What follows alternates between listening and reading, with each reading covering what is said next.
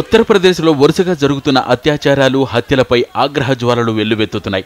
తాజాగా మోహన్లాల్ గంజ్లో జరిగిన సామూహిక అత్యాచారం, హత్యపై రాజకీయ పార్టీలతో పాటు సామాన్య ప్రజలు పెద్ద ఎత్తున నిరసన ర్యాలీలు, ఆందోళనలు నిర్వహిస్తున్నారు.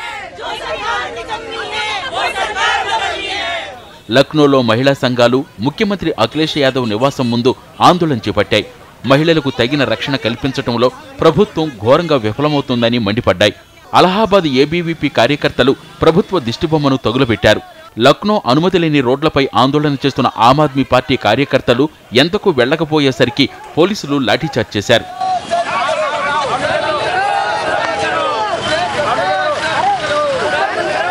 ఈ కేసులో పోలీసులు ఓ సెక్యూరిటీ గార్డు సహా ముగ్గురిని అరెస్టు చేశారు. 25 ఏళ్ల మహిళను మరో 2 వ్యక్తులతో కలిసి సెక్యూరిటీ గార్డు సామూహిక అత్యాచారం జరిపి హత్య చేసినట్లు పోలీసులు అనుమానిస్తున్నారు.